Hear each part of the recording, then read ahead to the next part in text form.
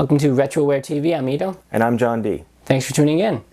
We had pretty good feedback from episode 1, so we decided to do another episode, so here we are with episode 2. Yeah, it's good to be back, and the first game we're going to take a look at is my favorite port of Super Breakout. It's Super Breakout for the Atari 5200. It was the first game I ever played, so let's have a look.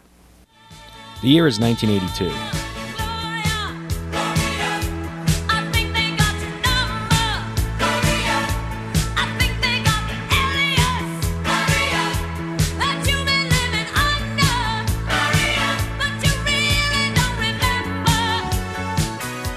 Along with Epcot Center, the compact disc player, and the Wrath of Khan, we celebrate the 25th anniversary of the game that started it all.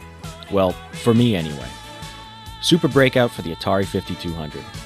Well, I actually didn't play this game until 1984, when I had the mental and physical capacity to wield that horrific contraption they called the Atari 5200 controller. I mean, I was only 4 years old and this was the first game I ever played. In fact, memories from 1984 come flooding back as I recall my father desperately trying to fix the non-working fire buttons well before they had the gold connector rebuild kits available. Little did he know these controller abortions simply broke on their own without any rhyme or reason. I think the system was out for only 2 years, and I already thought of the Atari as an old pile of crap. The carbon contacts that touched the flex circuit simply broke down over time, like all carbon-based life forms. We should have listened to that V'ger chick. She was bald. I suppose a lot of my love for Super Breakout was born from the need to avoid games that required the use of those dumb red fire buttons. If you were lucky to still have a controller that had a working start button and a somewhat accurate joystick, you could actually use your 5200 to play Super Breakout. So while Pole Position, Centipede, and Space Invaders ended up being pushed aside, I still had Old Reliable, and I have to say, it is still awesome to this day. Breakout was created by Atari in 1976 as a transistor-based solo version of Pong for the arcades. It was developed by Steve Jobs and Steve Wozniak under the direction of Nolan Bushnell. It was a project that inspired Wozniak to redesign and make more efficient the number of transistors used in arcade game production. Of course, it was ahead of its time, and the technique wouldn't be implemented before the processor-based arcade games made their appearance. Wozniak and Jobs went on to form Apple Computer, where they took their ingenuity and game-making chops to help innovate the world by giving us the Mac, the iPod, and this guy. Breakout is universally known. In case you lived in a box or hanging with that V'ger chick, Breakout was a black and white arcade game where the player controls a Pong-like paddle and hits a ball at the bricks above.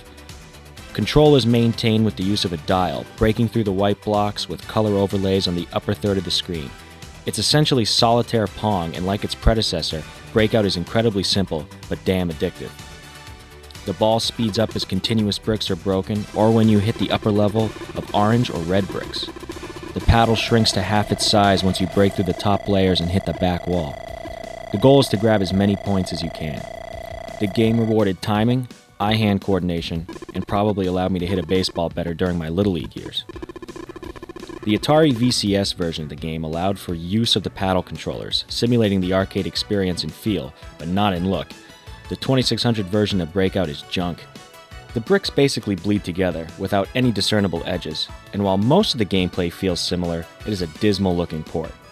Still better than the 2600 Pac-Man, but not by much. But then there's the gold standard, Super Breakout. Super Breakout was essentially the same game, except now there were 4 different game modes. Breakout mode is just like the first release. Double mode gave players the ability to control 2 paddles and 2 balls at the same time. Cavity, 2 separate balls are trapped within the brick wall, waiting to be released into your brick-crushing madness. And finally, progressive mode, the single greatest way to get high points, as the wall of colored death gradually advances towards the lower part of the playing field, making you have to keep up in a reverse Tetris style of gameplay. The more points you get, the cooler moniker you receive at the end. You gotta go for Ace. I wish my name was Ace. The 5200 version is so great because you control the game, not with a dial-like paddle controller, but with the world's first analog joystick. The 5200 revolutionized console gaming by creating a perfect, albeit non-centering, 360-degree control stick that wouldn't be seen again on a console until the Nintendo 64 released their self-centering version 14 years later. This stick was a nightmare for games like Pac-Man, but worked incredibly well with Super Breakout and Centipede. It was more precise than a dial and less erratic than a trackball. In my opinion, it is the preferred way of playing Super Breakout, allowing for a new level of precision. The graphics are essentially arcade perfect in the 5200 port. Super Breakout was a processor-based arcade game, not transistor-based like the original, so the conversion to the 8-bit console system was an authentic transition. Many clones have been born of this original design, including the favorites Alleyway by Nintendo and Arkanoid by Taito. In fact, considering Breakout was a Steve Wozniak design, versions of the game have appeared within Apple computing platforms throughout the years, including the internal iPod game Brick.